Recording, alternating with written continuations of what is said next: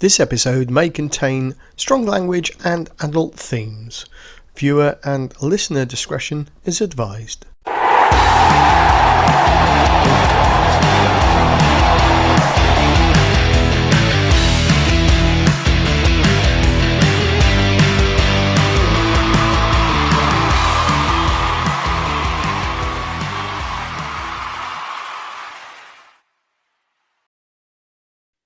Hey, welcome to today's 22 Dropouts, where Julian is just about to enter the room.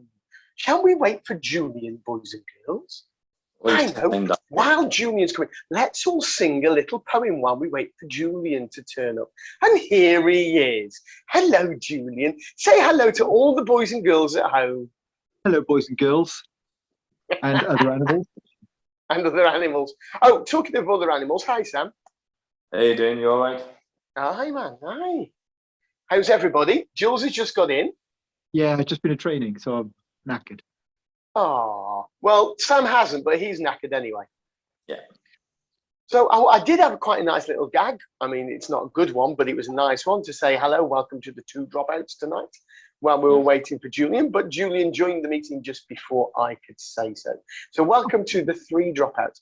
That's mainly because the other 19 are fucking lazy bastards and can't be bothered to come on half the time. Don't knock it now. Don't knock it now. I'm a lazy bastard as well. I just turn up.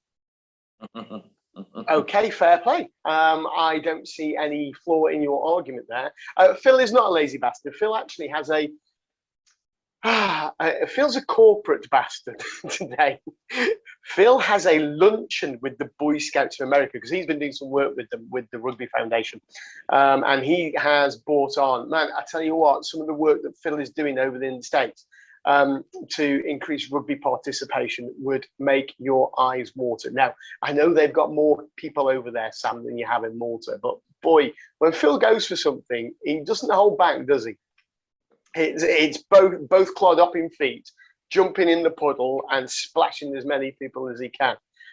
So, Phil, we let you have your luncheon with the Boy Scouts of America today. While we carry on talking, we set a new standard last week, you know, guys. Did you realise? We taught rugby all day. Sad. Quite shocking. Yeah, what are we going to do about it? How do we follow that? Well, we can talk rugby today as well. I can tell you something that happened in training that I discovered. Running an intercept, got an intercept pass, running towards the try line, and I discovered that my belly is too big to run with the ball. It bounced off my belly and I dropped it for a knock-on. Just before the try line. Hashtag, Most embarrassing you heard it here of my first. fat life. Running, going, was there anybody with me? And as I turned, it clipped my belly and popped out of my hands. So what you're saying is definitely- you're too I fat am to be a player definitely anymore. fatter than I used to be. Well, That's you say class. that. What I'm going to do in post-production is we've got a lovely photograph of you at a tournament several years ago without the Papa Smurf beard. When I first met you, after Sam had sent me this photo, I thought you were a different person because the beard doesn't help, and without the beard, man, you looked quite fine actually. From a heterosexual.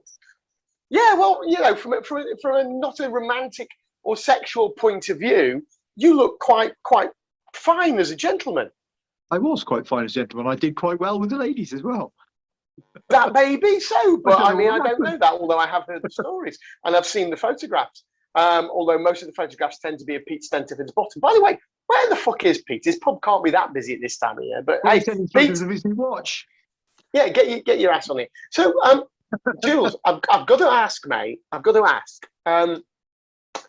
What happened What do you mean? What happened? between the photo and Papa Smurf? What went wrong? About 20 years. Fuck off was that photo 20 years ago, mate. I know you look 20 years older, younger in it, but that to be photo honest, is though, not. it might have been about 15 years ago, though. No, I don't think so. To be fair, I don't even know which photo it was, so I can't really tell you. we're going to say to be fair again, since Phil was not here, right? So to be fair, right? That's twice, and Phil will watch this, and he will notice He will, that. He will come back and catch you. Well, Mike Mulroy honestly, you can't really comment about looking, different in pictures because we've got your camera pictures here, which is your fake one for recording with a suit jacket. Shall I show? Let me Yes. just show everybody what it is. Here we go. Yes, you should. Oh no, it doesn't work like that. It just gets rid of me. Yeah. So here's my profile. Here's my Zoom profile photo. I'll put it on later. Yeah, no, that actually, oddly enough, mate, that was taken earlier this year. But I was breathing in and doing that and looking. All I can say is that's a very good Photoshop job. Yeah. Thanks, mate. Thanks, mate. Like green screen in the dining room. They painted the jacket on, I think. I've still no idea which photo you're talking about of me, though. It was you with I think, because now, ladies and gentlemen, you will know all of this, but we're talking because we haven't put it in post-production yet. So that's why Julian doesn't know. But I think you were with two girls. I think you might have been wearing pink tops. Sam sent it to me. It's his fault anyway. It's his fault. Sam will have to find it and send it to me, and then I can talk about it. Until that point, I won't know. To be honest. Yeah. So Sam, if you can find that while we talk some photograph from any tournament. I think that might have been in Vegas, mate. That might have been from Vegas. It was. Yeah, I think Vegas, it was. We didn't wear pink. I was the one that was white in pink. Or blue. I was white in pink. Blue. I didn't have pink in Vegas. I had white or blue in Vegas. No, but I think it was. I might be colourblind. I might be one of those 8% of colourblind people that World Rugby is trying to reach out to. So you be careful, because we count as much as anybody else.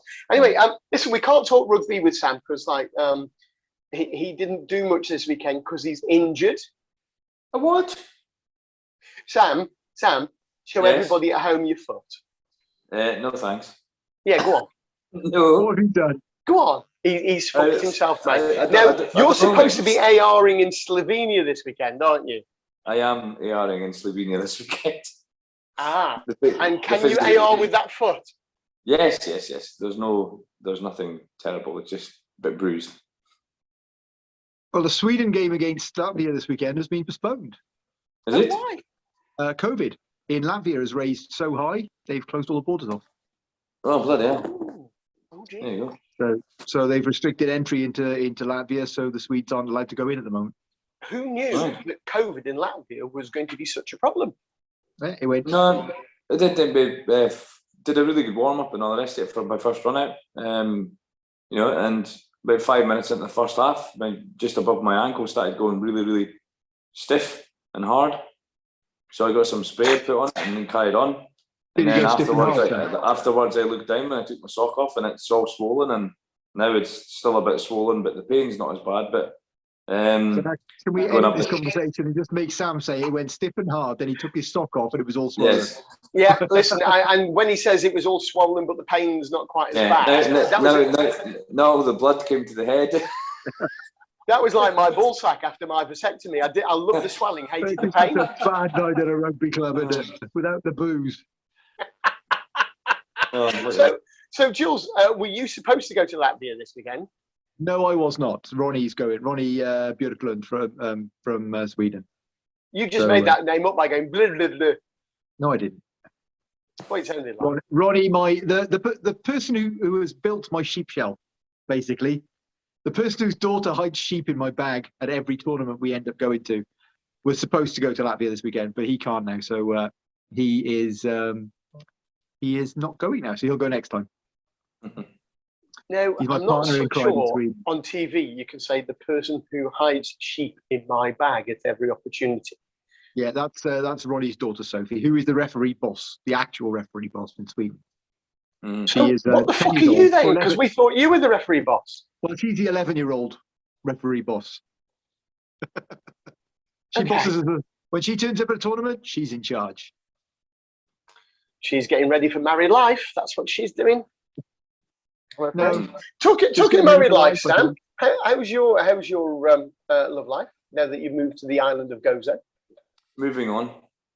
Thanks. The only reason I thought it was good is because we've not heard any horror stories. Moving on. Okay. Talking to rugby then, back to the rugby thing. Who saw the USA game? Saw the score? Well, no, I didn't watch it either. Hold on. You're implying that USA actually played? by saying who's seen the USA game.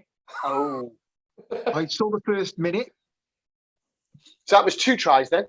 Yeah. So Phil was at the game in DC at the weekend.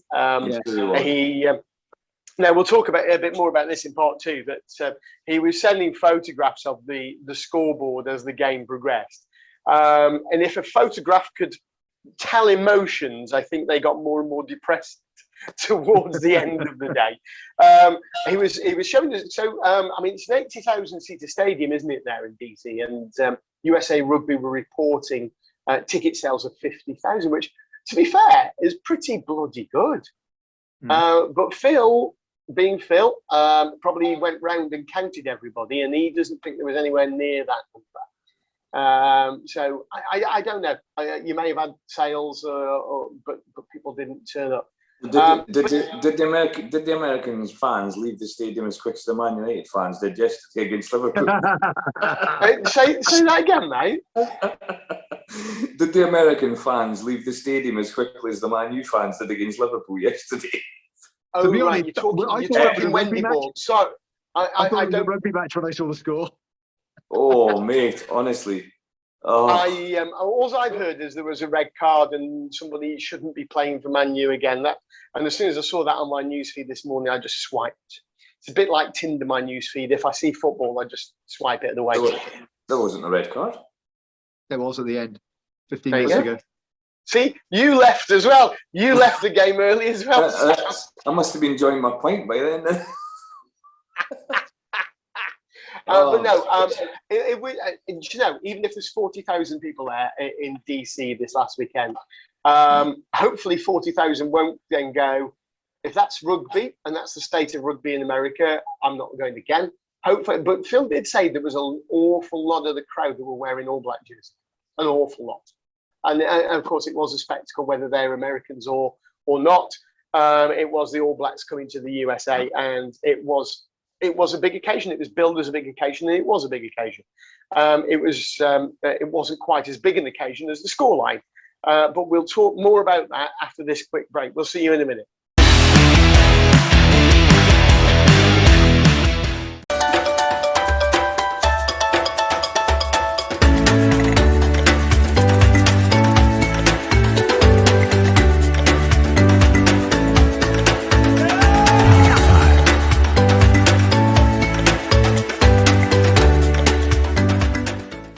Hi, I'm Tom Barndell, former England 15s and 7s player.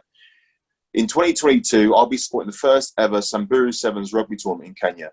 Teams from all over the world will be coming together for safari and rugby in the plains of the Wildlife Reserve. There are 3 categories of competition for both men and women. Register your interest now at www.samburusevens.com and come join us on this amazing new event.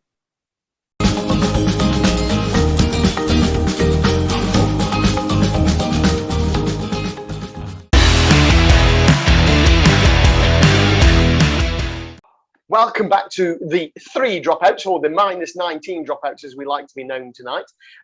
We are still talking rugby, shock horror. People will start to think this is a rugby show, boys. What the fuck are we doing? I don't know. And we might as well be James Haskell, to be honest, though, Mike, Mike do we Tingle. ever know what we're doing? Do we ever know what we're doing? On the pitch we do. On the pitch we do.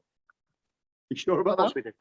we do. Yeah, absolutely. Of course I do. Of course I do. Well, I don't look around and go, what the fuck just happened?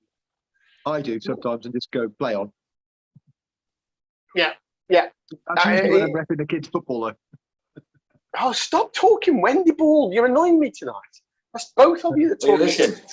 Hey, it was 4-0 by half time and half the stadium had left. You should have seen the place emptying at Old Trafford. But It was doesn't that, ridiculous. you know, we don't like to talk ill of footballers or football players on this show, do we? Okay, we've never done that. We never will, because it's quite rude and it's very insensitive. But doesn't that just show the complete and utter lack of team spirit within those fans? You know, you may not like it, but it's still your fucking team. You chose it. They didn't choose you. When Liverpool played in the Champions League final years and years ago, and I was watching it. My missus at the time, was there watching it with me. And it got to half time, and I think they were playing Valencia, and they were 3-0 down. It was She left and went to bed. Real Madrid in the final, wasn't it? They were 3-0 down. Was it? I thought it was There was- Valencia in time. Yeah, I think it was Real Madrid or something, and they But they won. were 3-0 down at half 4-3. time. And I Yeah, thought, well, I'm going to 5-4. watch the whole thing anyway, even though I'm cheering on Liverpool. And not my team, but I was cheering them on because they were British. Yeah, And they they won came back 5-4. and won it 4-3. Yeah, 4-3 or 5-4 or something, isn't it? 4-3 they won it in the end. Yeah. And I'm like, yeah. why would anyone leave in this game? It's best. But honestly, I'm not a big football fan. I'll watch the game No, now and again. I work that for a game- company yeah. that works for football, but that was honestly one of the best sporting environments of sporting games I've ever seen in any sport. Yeah. It was Same fantastic. as same. That kind of way that the game got played was like watching the Man U game back in 1999. Yeah, Simon is out now. We've got to talk rugby. Yeah, Talking of rugby, right? You know how sometimes on your phone you get these little Twitter headlines to encourage you to. I've just seen one come up from Perry Baker, of all people, to do with the Olympics. And he's basically put, are we giving out participation medals now? Now, this is to do with the Olympics. I've got no idea what it is. But great fucking headline before we talk about the USA All Black score again. Because it's the only fucking medal the USA team are going to get this weekend. I mean, what was it? 104-14, wasn't it? yeah. Yeah. First score for the All Blacks was within 28 seconds. And the best thing I can say about that Team USA is that at least you kept running after them and stopped them from going round you and scoring under the post. So well done for not giving up by the time you got to the 22. So I'll give the All Blacks a bit of credit. That first try, was Oh, absolutely fantastic. I mean, even one of the support Wonderful. runners tripped over his own feet, and it didn't matter because there was No. so many of them. There was but just always someone there to pop the ball to. Yeah, 16 tries in the game. And fair play. I mean, now Phil isn't with us tonight, and Phil's got the sheet. So Phil went for an 80-point difference. So Phil's not bloody far off, to say the least. No.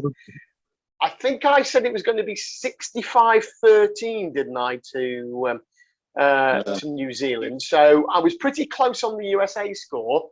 I thought it'd be 2 tries and 2 penalties, both the tries unconverted. But I didn't quite give the All Blacks enough credit, to my peril. What did you go for, Jules? Can you remember? I can't remember. I know I gave the All Black USA 9. I think it was. I thought they'd get 3 penalties, but I think it was. Yeah. It wasn't far off what Phil said. It was somewhere between you and Phil. I said. What did you go for, Sam? I think I might have got the score right for USA, but I was way off on the All Black score. I mean, I think my points differential was about 40 odd, 43 or 46 points difference or something. Yeah, I think mine was like 52 or something daft like that. Yeah. I think mine was 60. The points difference. So I think Phil wills that one certainly on points difference. We can all take small victories. I was closest to the All Black score. Sorry, to the All Black score, to the USA score. I don't think anybody was fucking close to the All Black score because it was a cricket score. I've seen smaller in a T20. Yeah. But there we go. Anyway, that's not the best game in the USA in Washington DC at the weekend. Actually, the curtain raiser, the Army Navy game, was quite tight. So Navy was 17-0 up, I believe, at one point. Then the Army came back to 17 all. And with the last play of the game, they scored a try and made it 24-17, didn't they? Yes, that was was it a try at the end? Yeah, there was. Right at the end of the game. It was pretty impressive, gotta say, pretty impressive. I have a lot of friends in the US who were very happy about Army winning that, I've got to say. I've got loads of friends in the US Air Force who are really happy that the Army won because they all hate the US Navy. Go Air Force, there you go. Now, there was a lot of talk pre this game about the Rugby World Cup bid in 2031, am I right? Is that the one that the USA is thinking of bidding on? I think so, yeah. Yeah. Now, do you think this has helped their bid, hindered their bid, or makes no fucking difference to their bid? I don't think it makes a blind bit of difference. I hope not. Sam, what's your thoughts? I think it will help their bid. Do you really? Why? Well, because everyone in the world, and when it comes to world rugby, will want the Americas to be bigger and better. And right now, Northern America and Canada are really struggling in rugby terms. So the more injection, if you like, of money and finances that can go into that area is going to massively help rugby as a global game. This is something I've been talking to Phil and other people in America and other people who have dealings with USA Rugby. We've been talking about for a good 2 weeks now, you know, as a prelude to the game on Saturday. That, you know, if you can go at things like a bull in the china shop, which is what the MLR did. We're going to have this, we're going to be big, we're going to put loads of money in, loads of razzmatazz, loads of dazzle. And we're going to, I mean, Mar Nonu, okay? Mar Nonu signs for San Diego Legion. Great, lovely signing, brilliant. It might get you an extra, 10 season ticket sales a year and a few extra shirt sales. What the fuck is he going to do? He's older than Tom Vandal. Tom, no disrespect, you just mentioned that to me today, so I had to bring that up. And without a good platform in front of him, he's going to struggle because he's always worked, wherever he's been, he's always worked with a big, solid, forwards platform in front of him that he can play off. So these people that are going out, I mean, Chris Robshaw, yeah, he went out to the MLR. Has he set the MLR on fire? Of course not. It's about rugby. So a lot of, you know, Phil said this before, a lot of sports in America are about individuals and their individual performance, making up a team game. Rugby's not like that. It's a team sport made up of team players who have to play for the team and not themselves. And I would not, if it was me, so I'm going to ask you to your thoughts in a minute. If it was me and I wanted to set up a professional rugby league structure in America, I wouldn't have done what they did and thrown money at it and let's buy franchising and let's do this. I just said, right, what we're going to do is we're going to set up scholarships with those who can't get an NFL scholarship or, you know, football scholarship. We're going to make college rugby, try and make that as big. It's not going to happen overnight, but we've got an aim to make it as big as college football. When you come out of college, we won't be ready with the professional league. So what we're going to do is that money will be ploughed back as well to employ you on community rugby and helping to coach that university, so that in 5 years' time, you've got three graduation years from that scholarship have all worked in rugby for a minimum of 3 years or up to 5 years. And you can then build them into a team with some of the top level amateur players, and then bringing in some overseas talent as well. That's when you then start the league and you keep that structure going underneath to build your foundations. What they've done, in my opinion, is they literally tried to build the Empire State Building by putting the bricks on the top first, and it's just going to fall down. It's fallen down in Sweden many times doing that. Not to be too critical of it, but there's clubs here who have built themselves. Like, there's a club called Erikslund in the north of Stockholm. They started their club with the under-8 side. The club was built with just an under-8 side, and it has built up from that. They've just won Division 1, which is our second tier, in a very good final against Kalmar, I think it was. They played against, who were a very good side as well. And they've gone up and they've been consistently the best side in that division. They've lost 1 or 2 games, but they've still been within 1 or 2 points. Well, it's sport. You're going to lose and you're going to win some, aren't you? But this is a club that is built on their junior foundations, and it's worked. It's built up. They've got a big junior setup now. They've got under-8s, under-10s, under-12s, 14s, 16s, good under-18 side feeding into the senior side. They've got national teams who have gone from their club into the national side. They've got teams from the national players team who have come over and who are local to their side, who now go and play for them. Yeah, that's excellent. And one of the things I picked up there, mate. Sorry, do you go up in double age grade? So 8s, 10s, 12s. You don't do single age grade. No, double age grade. Yeah. And is that just because of numbers of participants? It's a standard. It's normal across Europe, I think. Yeah. Oh, is it really? Okay, so that's very interesting. What would you? With that as well? We were talking about setting a local team up in my town where I live. Never come off because I said I'm not gonna run it, but I'll help anybody who does step up. It never got off the ground because nobody got it started. But we spoke to the American football guys about sharing facilities because they were really encouraging for sharing for smaller sports in this country to build themselves up. And they have a model which is not a pyramid like you described with the thing building the base up. They do a diamond shape. So they have small groups of youngsters they try and recruit, and they aim their biggest age group at 15, 16-year-olds. Because they said that's the biggest age group they get from local recruitment. From local recruitment, they get that. And as they get older, then they decide girls are more important, or this is more And they go off important. to uni, they go off to work. Yeah. They have a drop off after that age group, but they still retain some of the local lads, and then lads come back to live where they lived before, and people come in who've played the sport before, and they keep that thing. And then they have a smaller group of the national, the top first side, who are there, then groups below it. But they have that thing, and they hit that 15, 16-year-olds. So they hit them sort of high school age. That's an interesting concept. Aiming at that high school age as your biggest investment group has grown the sport massively. And that's why you can't just build a league here. You've got to wait. You for can't it to build come with through. adults. You need to build at that young level and build that tall base. And you're going to lose kids. You're going to lose kids here and there. And then you're going to get kids who come in who are older. And it's not going to be a full retention system. But as long as you have that big core base of kids who've said, "Oh, I've played that before."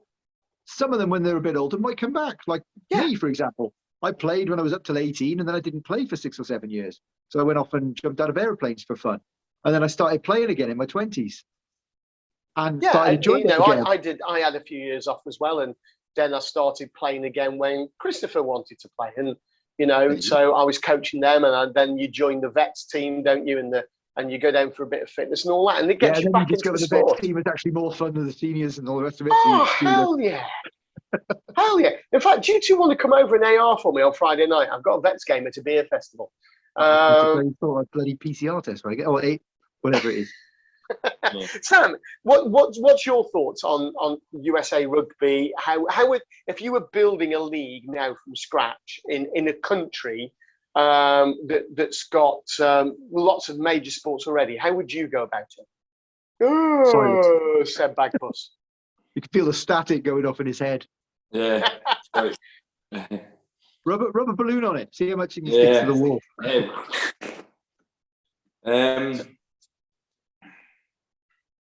How would I? Sorry, we've got all night, mate. It's not an interview question, Sam. You don't have to think too much. I'm sorry. I just started thinking about it, but I think it is a good idea that they have players over that are experienced players like Nanu and the English lads and things like that, like Birdshaw and things, because their experience will get passed on to the guys within the clubs from America, and that's why they've been brought over. Yes, they're going to put some bums on seats and stuff like that, and yes, they can get some apparel sold with their names on the back of it and all that sort of stuff. But they're not really there for that. They're because Americans won't know, let's be honest, who they really are, unless it's a Kiwi or and that kind of stuff. So it's all about the experience and the knowledge that they can pass on to the generation coming up through within that club. Do you think it's a sustainable model at the moment, or is it going to go the way that USA Rugby went 4 years ago, 7 years ago, and it's going to go? I think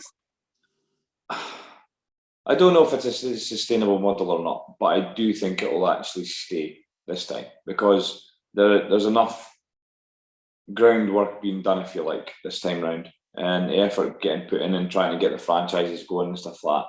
Whereas last time it was just everybody just threw whatever into it and then just hope for the best and right, get on with it. But I think not that I wouldn't say no to somebody offering me the job of CEO of USA Rugby. Of course you would. But do you think that having 2 Englishmen, RFU model men in the past, one now and one before, is really the way to go? Do we understand America as well, or do we just understand rugby and we're England and we know because we invented the game? I don't even think it's a rugby question to get that thing running properly. It's a business question. If you've got a good business mind and a good business model behind it, you're going to make it work. If you don't, then you're not. And on that note, we're going to take sustainable. It needs to make money. That's it. Absolutely. And and you've got to increase participation, because by participation you increase the fan base. You can't just magic a fan base out of thin air, can you? Doesn't matter how many talented people you bring in. I was talking to somebody the other day, just before we go for a quick break, who said when he was working with the MLR broadcasters, they were putting together, he made them put together like little 90-second clips of what a maul is, just to explain to the TV audience. And the way he described it is, it's American football, but they only pass backwards and they smash each other without pads. And the guy from CBS went, oh, okay, that sounds like fun. So there you go. You know, sometimes you've got to just nail it down to its basis elements. I do think that, you know, the aspect of sevens rugby in America is massive, though. Because it is a more, as I would say, an appealing game to watch, which will probably get more of the crowds and spectators get involved and that kind of thing. But that's it. It's not something you're going to watch every week. But for that to happen, it's like what Mike Friday says, isn't it? They have to put the money into it. They have to be able to, you know, sustain it and keep it going and make sure that they have the pathways for the players coming out of schools and colleges and things like that. Totally. The thing is, go on. Go to the break. Go to the break. Go to the break. We're going to go to the break. We'll talk about this afterwards. See you in a minute.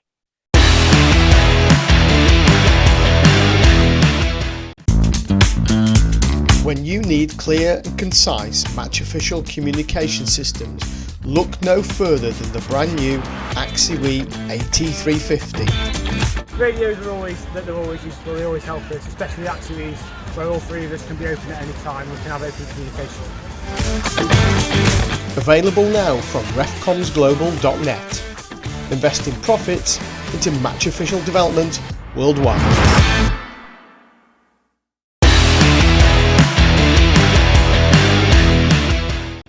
So welcome back to part 3 of tonight's 22 Dropouts, where Julian's Bally has made another impromptu appearance in knocking the ball on. Just check out our outtake show. And while you're at it, Julian will be popping some of the outtakes and the trailers onto our social media channels. Just check up there and search Ask 22 Dropouts. Look at it.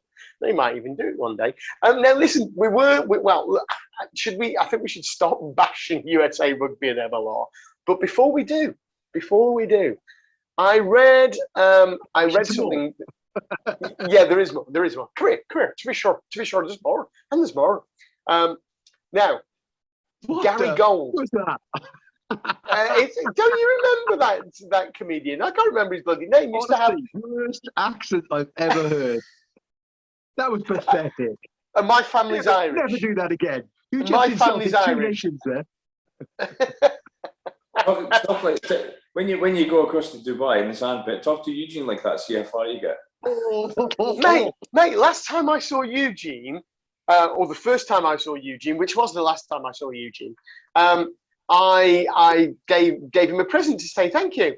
I bought him an England rugby baseball cap, which he wore for quite a lot of the time around the tournament. So Eugene, you know, he likes a baseball cap, Eugene, like. He does. I'm not sure he liked the England rugby one that I bought him from Manchester Airport, mind. But there you go. Anyway, listen, before we leave USA Rugby. Last minute gifts. last minute gifts. Yeah. Eugene and Angelique, I promise I'll buy you something better, and I'll buy you something thoughtful and in advance of my trip to the airport. It'll be a Welcome to Windsor hoodie, which I'll buy from the little market stall outside the airport. Anyway, just before we stop talking about USA Rugby, I did read a lovely quotation from Gary Gold, the head coach of USA Eagles. And he says, I choose to be a person that will look for the good in what we've done. That didn't take fucking long, did it, Gary? Mate, how can you take away anything good from that fucking game? Come on. I'm pretty sure. No, don't knock it. There's probably a lot they could take good away from that game. Well, you can run 90 meters after a kickoff, chasing people in black. Maybe sometimes they scored 2 tries. There's not many teams that could score 2 tries against the All Blacks. Except after everybody letting in 104. To be fair, they hadn't let in 104 before they scored. Oh shit! I said to be fair. To be fair. To be fair. To be fair. To be fair. 6-7 times. To be honest, there you go. In all honesty, now You have to watch his back. Just saying. yeah. Phil, these don't count, mate. It's like Friday's calories don't count, all that sort of stuff. They don't fucking count. They don't fucking count. You shut up.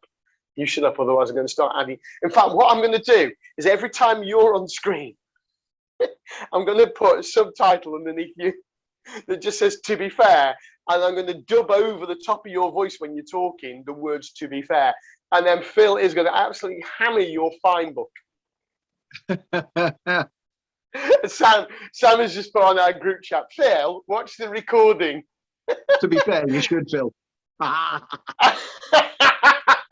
Phil just sent a picture of where he's lunching. Might have been deliberate. Might it? Okay. What do we think of the? I can't comment because I've not seen the game. What do we think about the officials' performance in the USA All Blacks game?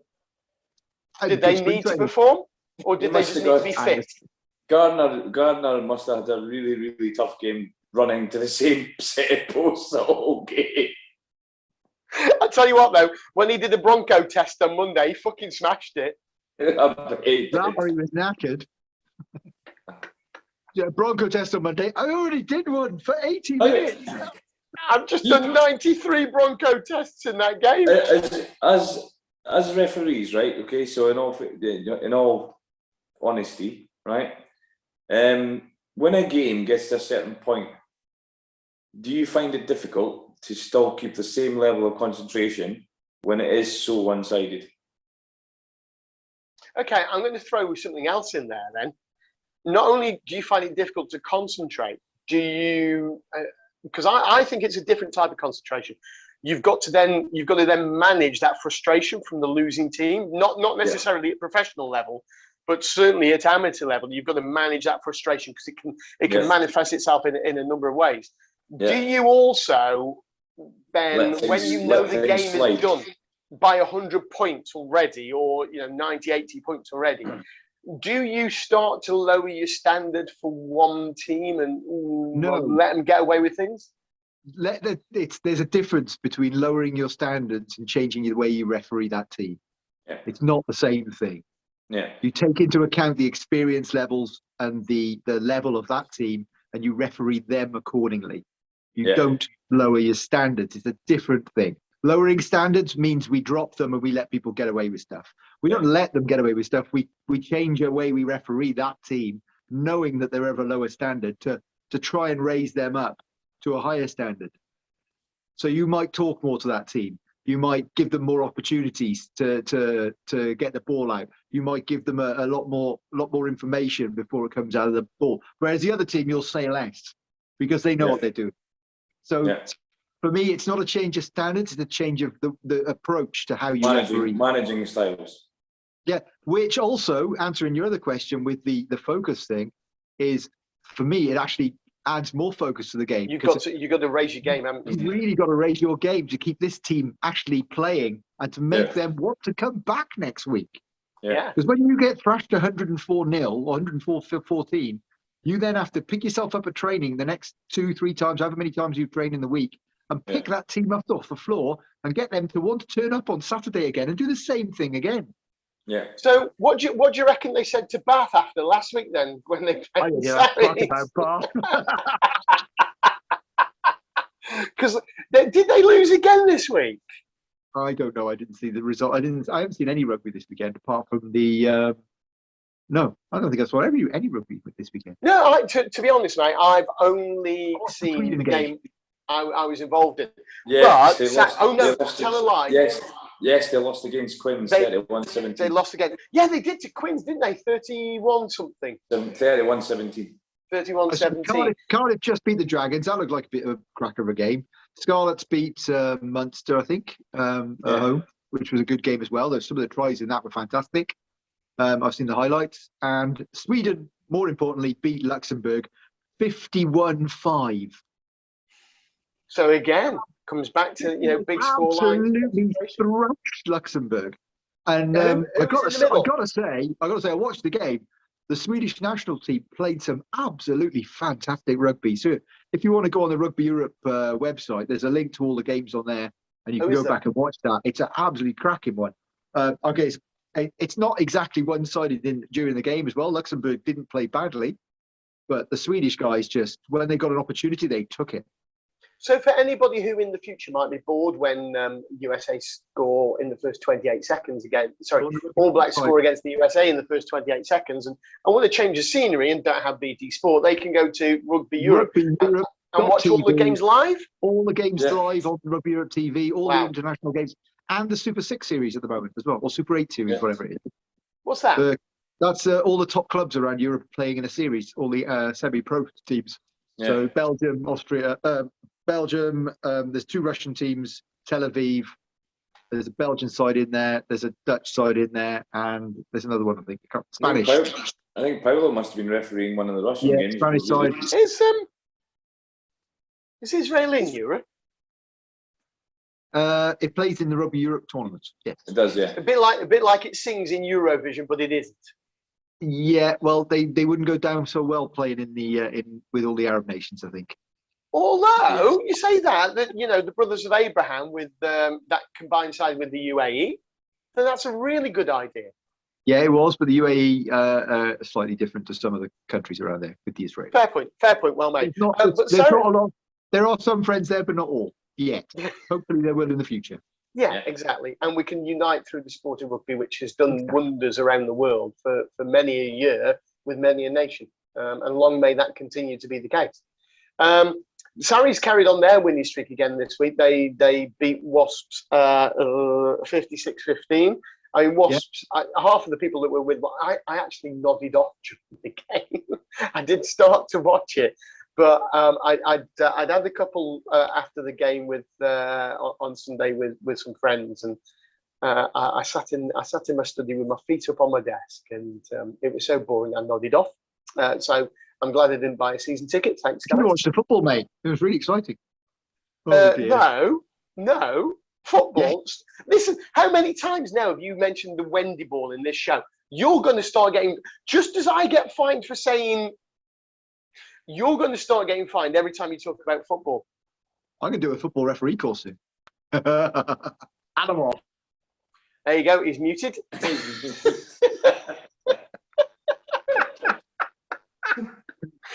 What you don't know, mate, is it? What you don't know is in post-production, I've just put a great big no sticker over your face. What are you going to do to each other when you're out in the sandpit? How are you going to freaking mute bloody Jules then? Oh, you can't mute me, man. You can't mute me. Oh, is that a challenge?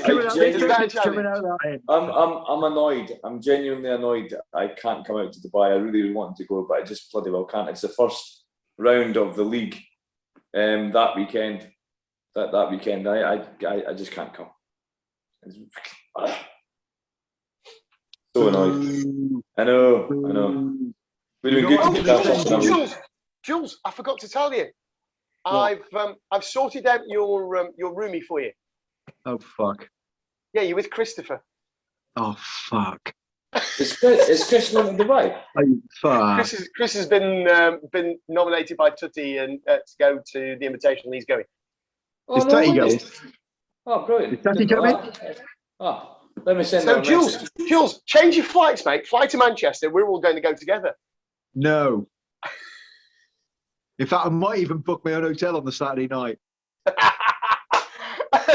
on the thought that you've got to room with Christopher. To be honest, I'm probably going to do it anyway because I thought, right, if I book a hotel Saturday night close to Barasti, then I can literally go down there in the evening on Saturday, go to the nightclub, meet up with the lads, hit that, and then walk to my hotel and fall asleep and have a nice lie in and not have to check out. I can stay in the hotel the same night after as well. So stay in the referee hotel anyway because it's there's a good rate there, and as Sam will tell you, on the Saturday night you hit the free referee bar, and you. Sam and I went back to the hotel quite early last time, didn't we? Room 306 or whatever it is, Club 306. Yeah, there was quite a room party for 3 nights in the admin room. That's where all the illicit hooch was going on. But no, Sam and I went back to the hotel quite early on that night, but we didn't even get to sleep till sort of 4 a.m. And people were still coming back from the venue at that time. So yeah, you just stay with it, mate. Just stay with it, and then book an extra night, because there's no way I am getting into bed at 4 a.m., getting up at 6 for a flight at 8 again, ever. Yeah. I'm flying Monday, so there's no issue there. But yeah, I'm going to fly back Monday. Oh man, I really want to go now. Even Chris is going. Bloody hell! Well, I am planning to meet up with the Smiths Bar. Guess who else is going? Who? Ian Farrell. Oh, is Farrell going on? He's on the Invitational as well. He got nominated for World Rugby and he got accepted as Invitational. So that's 4 of the 22 dropouts going. Oh, so come on, man. Come on, son. I know, but I can't do it, mate. It's the first. No, I know. Shit timing, isn't it? There's just nothing I can do. I mean, you can't have 18 months of no rugby and then suddenly the first weekend you're not there to ref it. Yeah. See you guys. I'm off on a jolly. Manage it yourselves. Yeah. No. Yeah, could be interesting. Could be interesting. Good stuff. There's a pity I couldn't just fly out sort of thing, but can't do it. No. If it was a midweek tournament, you could come out and get back, couldn't you? But yeah, exactly. Yeah. But no fear. Las Vegas, mate. January. Vegas, January. 3rd week of January. For what? Check your diary. For what? You're coming to Vegas. You're coming to Vegas, and on that bombshell, we're going to say goodnight. We'll see you later. Bye-bye. Good night.